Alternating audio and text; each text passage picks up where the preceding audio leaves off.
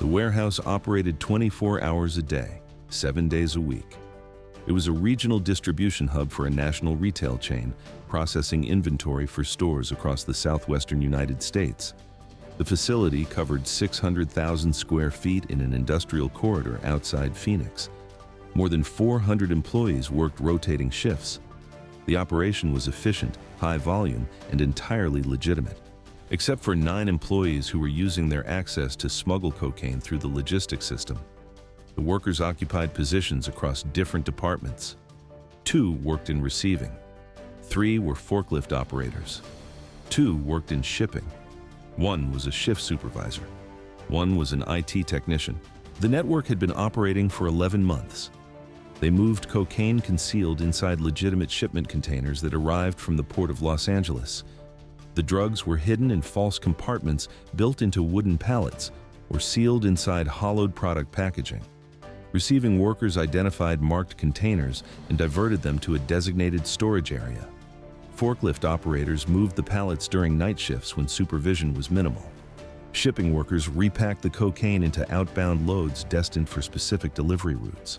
The distribution plan targeted 3 major metropolitan areas: Los Angeles, Dallas, and Atlanta. Each city had teams waiting to receive shipments and push cocaine into street-level markets. The logistics were sophisticated. The drugs moved through legitimate commercial infrastructure, transported by unknowing delivery drivers, documented in real inventory systems with falsified records. Detection required finding irregularities in data patterns that spanned millions of transactions. DEA agents discovered the operation through financial investigation.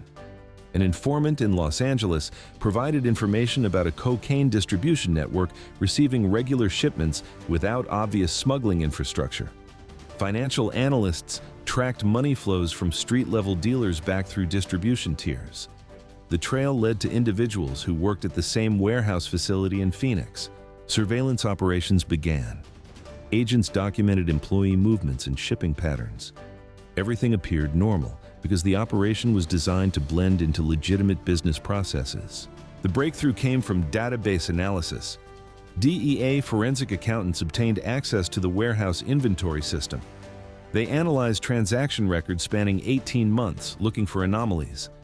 Certain containers were always processed by the same receiving workers. Specific pallets were consistently moved during night shifts. Particular outbound loads were prepared by the same shipping personnel. The patterns were subtle but revealed a network operating within the system. That level of coordination was the anomaly. Further investigation identified containers coming from the port of Los Angeles. DEA coordinated with Customs and Border Protection to examine containers more thoroughly. Using advanced scanning technology, agents identified false compartments in wooden pallets. The compartments were expertly constructed, invisible to casual inspection. Inside, vacuum-sealed packages of cocaine. The scale was significant. Each shipment contained between 45 and 80 kilograms of cocaine. Over 11 months, the network had moved approximately 630 kilograms through the warehouse. Street value exceeded $300 million. The cocaine had supplied markets in Los Angeles, Dallas, and Atlanta, contributing to the drug activity in 3 major metropolitan areas. The human cost was visible across all 3 cities. Cocaine-related emergency room visits had increased during the period the network was operating. In Los Angeles, hospital data showed a 23% increase in cocaine-related cardiac events, strokes, and psychiatric emergencies.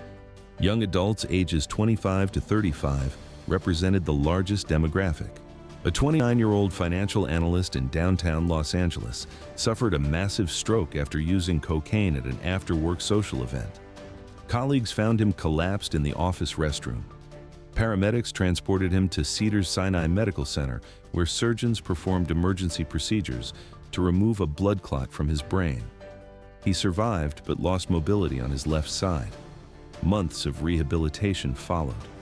He could no longer work in his previous capacity. His career was derailed. His marriage strained under the pressure.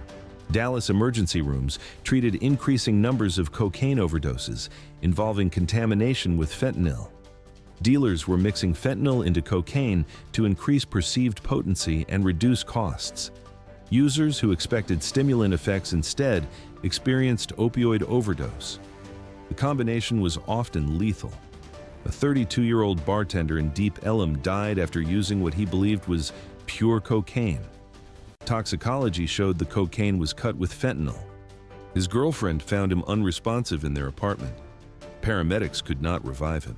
Atlanta police responded to escalating violence related to cocaine distribution territories. Street-level dealers were competing for market share as supply increased. Shootings occurred in neighborhoods previously unaffected by drug-related violence. A 24-year-old man was killed in a drive-by shooting that investigators linked to disputes over cocaine sales. He was not involved in drug trafficking. He was walking to his car after visiting a friend. He was struck by bullets intended for someone else. The network's success had created market conditions that encouraged expansion and competition. Increased supply led to reduced prices. Reduced prices increased consumption. Increased consumption expanded user populations. The cycle accelerated as the cocaine flowed steadily through the logistics system. But the operation was about to expand further. DEA intelligence intercepts revealed that the network planned to increase shipment frequency and add 2 more distribution cities, Houston and Miami. The expansion would more than double the volume of cocaine moving through the warehouse. The timeline called for the first expanded shipment to arrive within 72 hours. That shipment was already in transit. A container had departed the port of Los Angeles on Tuesday morning, loaded onto a truck bound for Phoenix. The container held 120 kilograms of cocaine, concealed in false compartments, the largest single shipment the network had attempted. The drugs were scheduled to arrive at the warehouse Thursday afternoon. Processing would begin immediately. Receiving workers would identify the container and divert it to the staging area. Night shift forklift operators would move the pallets to a secured location. By Friday morning, shipping workers would repack the cocaine into outbound loads. 3 trucks would depart Friday afternoon, carrying cocaine to distribution cells in Los Angeles, Dallas, and Atlanta. 2 additional trucks would make runs to new cells in Houston and Miami over the weekend. The expanded distribution would flood 5 major cities with cocaine during a high-demand period.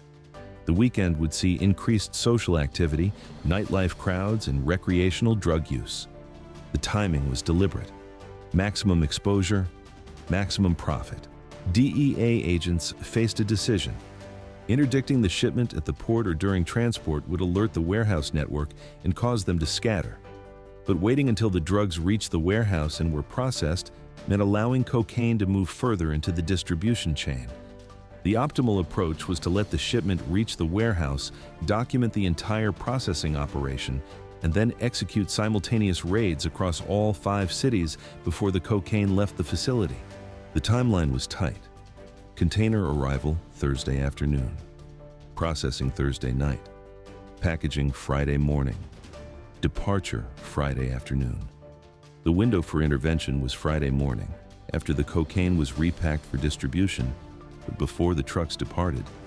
That gave agents approximately 12 hours to finalize tactical planning and coordinate execution across 5 states. Federal prosecutors worked through Wednesday night preparing warrants for the warehouse facility, employee residences, and distribution cell locations in Los Angeles, Dallas, Atlanta, Houston, and Miami. Each warrant required detailed affidavits documenting probable cause. The evidence spanned 11 months of financial analysis, surveillance observations, database forensics, and intelligence intercepts. The paperwork filled hundreds of pages. Tactical teams in each city received operational briefings. The Phoenix operation would be the most complex, requiring coordination between DEA agents, local police, and warehouse security personnel. The facility employed 400 people across 3 shifts. The raid needed to identify and detain the 9 corrupt employees without disrupting legitimate operations or endangering innocent workers. Los Angeles, Dallas, Atlanta, Houston, and Miami teams prepared to execute raids on distribution cell locations simultaneously. The cells operated from residential properties, small businesses, and storage units. Some locations stored cocaine from previous shipments. Others housed cash, distribution supplies, and weapons. All needed to be secured simultaneously to prevent network members from destroying evidence or escaping. Thursday afternoon, the container arrived at the warehouse. Surveillance teams documented the truck entering the facility at 3:47 p.m. Receiving workers processed the paperwork and began offloading cargo. The container was moved to a designated bay where its contents would be sorted and distributed to storage zones throughout the warehouse. 2 employees on the receiving team were part of the network. They identified the marked container and ensured it was processed through their workstation. They scanned barcodes that logged the container into the inventory system with legitimate product codes. The cocaine hidden in false compartments remained invisible to other workers who handled the shipment. By 6:30 p.m., the container had been fully processed. Pallets were staged in a secure area of the warehouse, positioned in a location that would be accessed by the night shift forklift operators who were part of the network. The receiving workers completed their shift and left the facility. Nothing in their behavior suggested involvement in trafficking. They clocked out, drove home, and resumed normal evening routines. Night shift began at 10:00 p.m. 3 forklift operators who were part of the network arrived for work. Their job was to move the pallets containing cocaine from the staging area to a specific storage location that was rarely accessed by other personnel. The location was in a far corner of the massive warehouse, an area designated for slow-moving inventory that was not part of daily operations. Surveillance teams monitored the operation through infrared cameras positioned outside the facility. They could track general movement patterns but could not see inside. The warehouse was a controlled environment with limited external visibility. But DEA had placed an undercover agent inside the facility weeks earlier, working as a temporary employee in the shipping department. The agent had observed the network's operations and identified the storage location where cocaine was being held. By 2:00 a.m. Friday, the pallets had been moved to the secured location. The forklift operators completed their shift without incident. The cocaine was now positioned for repacking and shipment.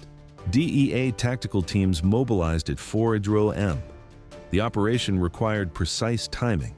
Raids needed to execute after shipping workers began repacking cocaine, but before trucks departed. The window was approximately 7:00 a.m. to 11:00 a.m. The plan called for teams to move into position at 6:30 a.m. Simultaneous raids across 5 cities would execute at 8 a.m. By that time, shipping workers would be actively repacking cocaine from the storage location into outbound containers. The criminal activity would be in progress, providing clear evidence of the operation. Friday morning, 6:47 a.m., shipping workers arrived and began routine. They processed paperwork for scheduled departures, prepared loading manifests, and coordinated with drivers. The 2 network members waited for the facility to reach full operational tempo before accessing the secured storage location. They did not want to draw attention by going to an unusual area while the warehouse was quiet. At 7:38 a.m., the 2 shipping workers moved toward the storage location. They carried a pallet jack and scanning equipment, appearing to perform standard inventory tasks. They accessed the area where cocaine-containing pallets were stored. Using utility knives, they opened false compartments in the wooden pallets and removed vacuum-sealed packages of cocaine. They transferred the packages into shipping containers labeled with delivery addresses in Los Angeles, Dallas, and Atlanta. Additional packages were set aside for Houston and Miami shipments that would be processed later in the day. At 8:00 a.m., DEA tactical teams moved. Agents entered the warehouse through multiple access points. Warehouse security cooperated, providing access codes. Within minutes, agents reached the storage location where the 2 shipping workers were actively repacking cocaine. The workers were detained without incident. On the floor were 53 vacuum-sealed packages of cocaine, partially loaded shipping containers, and open pallets with visible false compartments. The evidence was unambiguous. Simultaneously, raids across 5 cities targeted distribution cells. In Los Angeles, agents executed warrants at 4 locations, seizing an additional 37 kilograms of cocaine from previous shipments, along with cash totaling $860,000 in firearms. 7 individuals were arrested, including the cell coordinator who managed distribution across Southern California. Dallas operations netted 5 arrests at 3 locations. Agents recovered 29 kilograms of cocaine, distribution supplies, customer lists, and financial records, documenting sales exceeding $2 million over 6 months. One location was a legitimate auto repair shop that served as a front for cocaine storage and distribution. The owner had been using his business to launder drug proceeds while maintaining an outward appearance of lawful operation. Atlanta raids targeted 6 locations across the metro area, resulting in 12 arrests and seizure of 44 kilograms of cocaine. One location was a residential property in an upscale suburb. The homeowner was a mid-level distributor who had been receiving shipments for 8 months. Neighbors described him as quiet and professional. They had no idea cocaine was being stored and distributed from the house next door. Houston and Miami operations focused on newly established cells that had not yet received shipments but were preparing for the expanded network. Agents arrested organizers who had been recruited to manage distribution in these new markets. Evidence seized included communications detailing the planned expansion, financial arrangements, and customer development strategies. Cells were shut down before becoming operational. Back at the Phoenix warehouse, agents worked through the facility systematically. They identified and detained all 9 network members. The IT technician was found attempting to delete database records. Forensic specialists secured the computer systems before data could be destroyed. Additional employees were interviewed. The investigation found that the 9 network members had successfully compartmentalized their activities. Other workers were unaware of the trafficking operation. The warehouse resumed normal operations Friday afternoon after agents completed evidence collection. The company cooperated fully with the investigation, implementing enhanced security protocols and inventory controls to prevent future exploitation. Management was not implicated in the trafficking operation. The network had operated independently, using their positions to circumvent existing security measures. The total seizure across all locations was extraordinary. 120 kilograms in the Phoenix warehouse, plus 110 kilograms from distribution cells in 5 cities. 230 kilograms of cocaine removed from circulation 72 hours before it would have flooded markets in Los Angeles, Dallas, Atlanta, Houston, and Miami. The immediate impact on cocaine markets was observable. In Los Angeles, street-level prices increased by 31% within 1 week of the operation. Dealers reported supply shortages. Users complained about reduced availability and lower quality product as alternative suppliers attempted to fill the gap. The disruption was significant enough that some recreational users stopped or reduced consumption because access became more difficult and expensive. Dallas emergency rooms documented a decrease in cocaine-related incidents during the 2 weeks following the raids. Medical staff who had been treating an average of 4 cocaine-related cases per shift saw that number drop to 1 per shift. The correlation was clear. When supply decreased, acute medical crises declined. Atlanta police noted reduced incidents of violence related to cocaine distribution. The arrests of 12 individuals involved in territorial disputes removed active participants in ongoing conflicts. While violence did not disappear, the immediate reduction suggested that the network had been a significant contributor to drug-related crime in the city. Houston and Miami avoided the expansion entirely. The cells that were preparing to receive cocaine were dismantled before becoming operational. The cities never experienced the supply increase that would have introduced new distribution networks and expanded user populations. Prevention at this stage was ideal, stopping the problem before it started rather than responding after harm occurred. But the network had already caused significant damage during its 11 months of operation. 630 kilograms of cocaine had moved through the warehouse before being seized. That cocaine contributed to the 23% increase in cocaine-related emergencies in Los Angeles, the fentanyl contamination deaths in Dallas, and the violence in Atlanta. The human cost was already paid. The final shipment that was intercepted represented a scale that would have amplified existing crises. 120 kilograms distributed across 5 cities during a high-demand weekend would have flooded markets with cocaine at a time when consumption peaks. Recreational users at clubs and parties, habitual users seeking their regular supply, new users experimenting for the first time. all would have accessed cocaine from this shipment. DEA analysts projected the health consequences. Based on typical consumption patterns and observed complication rates, the shipment would likely have contributed to approximately 350 emergency room visits across 5 cities during the weekend. Cardiac events, strokes, psychiatric emergencies, overdoses from fentanyl contamination, and accidents or violence related to intoxication.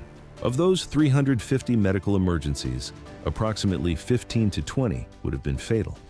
The deaths would have occurred across demographics. Young professionals using cocaine recreationally at social events. Habitual users consuming more because supply increased and prices dropped.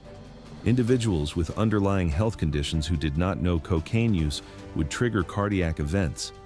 People who unknowingly consumed fentanyl-contaminated cocaine, expecting stimulant effects, but experiencing fatal opioid overdose.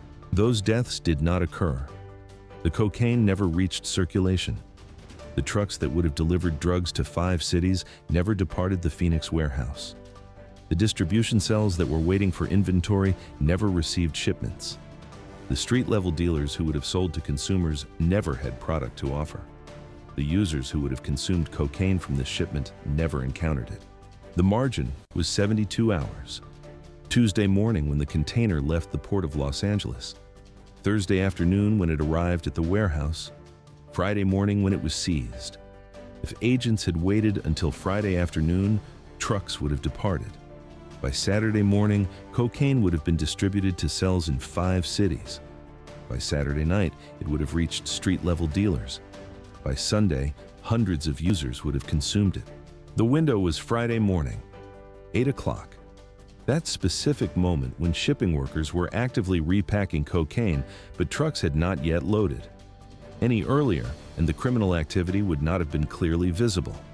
Any later, and the drugs would have dispersed beyond the ability to intercept completely. The coordination required to execute simultaneously across 5 states was substantial. Federal agents, state police, local law enforcement, warehouse security, all working in synchronized operation. Communication protocols, legal warrants, tactical plans, logistics. The complexity was immense and the execution window was measured in hours, but it succeeded. 9 corrupt employees arrested at the warehouse, 31 individuals arrested across 5 cities, 230 kilograms of cocaine seized, $300 million in drug value removed from circulation. A network that had operated successfully for 11 months was completely dismantled in a single morning. The absence of tragedy is invisible. Emergency rooms that did not overflow with cocaine-related cases maintained normal operations.